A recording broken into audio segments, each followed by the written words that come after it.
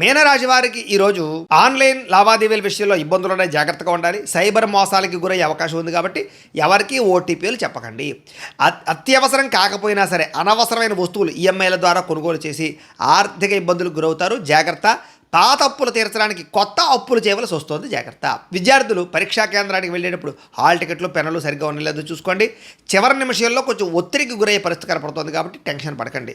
నిరుద్యోగులకి మీరు అనుకున్న కంపెనీలో ఉద్యోగాలు రాకపోవడం వల్ల ఇబ్బందులు ఉన్నాయి. వచ్చిన ఉద్యోగమే సరిపెట్టుకోవాల్సిన పరిస్థితి కనపడుతోంది. వ్యాపారంలో భాగస్వాములతో గొడవలు వచ్చే అవకాశం కనపడుతోంది. ఈరోజు అరువులు ఇవ్వడం మాత్రం మంచిది కాదు. స్త్రీలు గ్యాసు లేదా విద్యుత్ పరికరాలతో జాగ్రత్తగా ఉండండి. షాకులు కొట్టే అవకాశం ఉంది.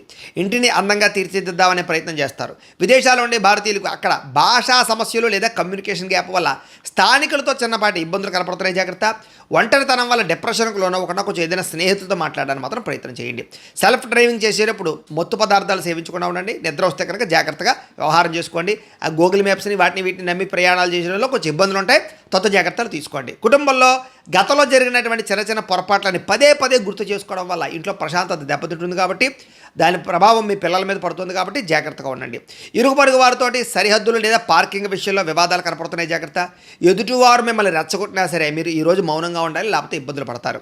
కలుషితమైనటువంటి నీరు తాగడం వల్ల, బయట ఆహారాలు తినడం వల్ల ఫుడ్ పాయిజన్ అవ్వడం కానీ గొంతుకు సంబంధించినటువంటి ఎలర్జీలు ఇబ్బందులు కనపడతాయి. జాగ్రత్తగా ఉండాలి. ప్రేమికుల మధ్య అనుమానపు ఆలోచనలు, చాలా చిన్న విషయానికి ఇద్దరి మధ్య దూరం జరిగే పరిస్థితి కనపడుతోంది. భార్యాభర్తలు కూడా ఒకరినొకరు కించపరుచుకోవడం మానుకోవాలి. మిమ్మల్ని పిల్లలు గమనిస్తూ ఉంటారు, గుర్తుపెట్టుకోండి. ఇక భూములు, గృహాలు, వాహనాలు క్రయ విక్రయాలు జరిపే సమయంలో నష్టాలు ఉన్నాయి కాబట్టి అవి అమ్మడం కొనడం వాయిదా వేసుకోవడం మంచిది.